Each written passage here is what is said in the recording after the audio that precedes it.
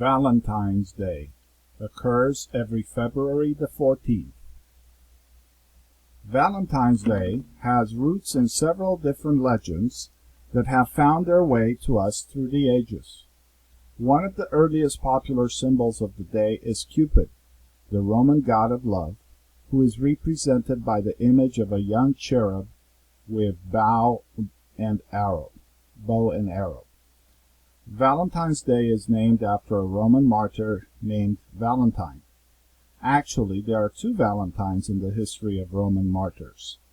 One was a Christian priest who lived around 300 AD.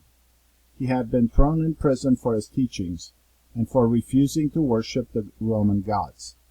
He also supposedly cured the jailer's daughter of her blindness. On February 14th, this Valentine was beheaded. As the story goes, the night before he was executed, he wrote the jailer's daughter a farewell letter, signing it "From your Valentine."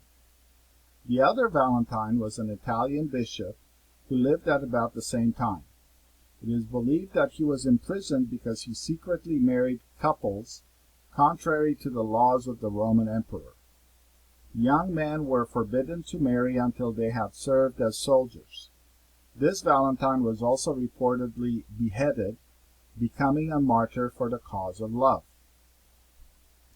Around February 14th, there was a yearly Roman holiday, Lupercalia, held near the caves of Lupercal, the place where the mythical founders of Rome, Romulus and Remus, were nursed as infants by a wolf. The date of this holiday, the association with fertility, and the belief that young men randomly chose the name of a young girl to escort to the festivities, may link to the ancient festival with Valentine's Day. The custom of choosing a sweetheart on this date spread throughout Europe in the Middle Ages, and then to the early American colonies.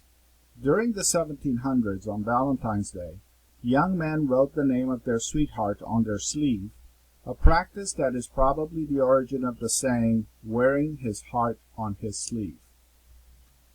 Throughout the ages, people also believed that birds pick their mates on February 14th. Whatever the odd mixture of origins, Valentine's Day is now a day for sweethearts. It is the day that you show your friend or loved one that you care. You can send candy to someone you think is special. Or you can send flowers, particularly red roses, which are the flowers of love. Most people send their Valentines a greeting card. These greeting cards are also called Valentines, after the notes that one Saint Valentine wrote from jail. Valentine's Day cards can be sentimental, romantic, and heartfelt. They can be funny and friendly. If the sender is shy, the Valentine can be anonymous or signed "Your Secret Admirer." Americans of all ages love to send and receive Valentines. Valentines are often heart-shaped or have drawings of hearts or Cupid, the symbols of love, on them.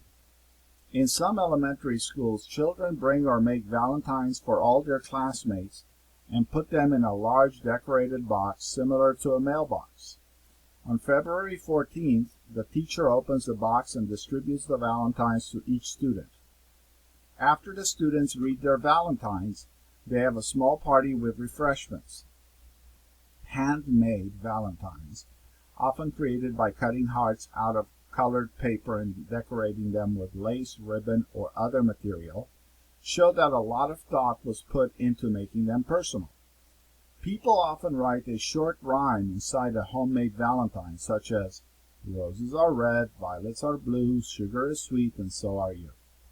For people of all ages, newspapers throughout the country have a Valentine's Day offer. Anyone can send in a message destined for a would-be sweetheart, a good friend, a son or daughter, a parent, an acquaintance, or even a spouse of 50 years. For a small fee, the message is printed in a special section of the newspaper on February 14th. Even if no one writes one for you, these messages are fun and heartwarming to read. They often include pet names such as Sugar Lump, Teddy Bear, Sweetie Pie, or Honey. People sometimes abbreviate words such as writing forever for forever. To my Sugar Lump, love you forever, your teddy bear. Glossary. Legends. A popular story, perhaps untrue, that is passed down through history. Cherub.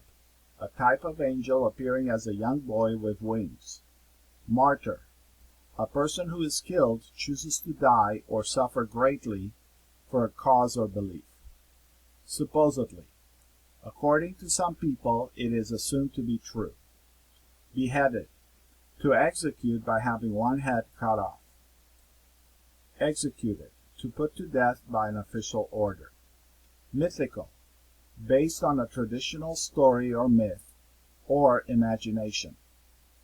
Nursed. To care for, to nourish or feed from the breast. Randomly. By chance, not in any order. Escort. To accompany, to go with or take to an event. Sleeve. The part of a shirt that covers the arms. Origin. Beginning, source. Mates. Male or female member of a pair. Sentimental, emotional, full of feeling. Heartfelt, sincere. Anonymous, without the sender's or author's name.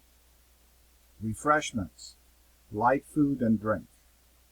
Destined, to be intended for, to be received by a specific person or at a specific destination. Would be, possible, hope to be. Acquaintance, a friend, but not a close friend. Spouse, husband or wife. Fee, a payment required for a service. Pet names. Phrase, sweet or endearing nickname. Special name given to a loved one.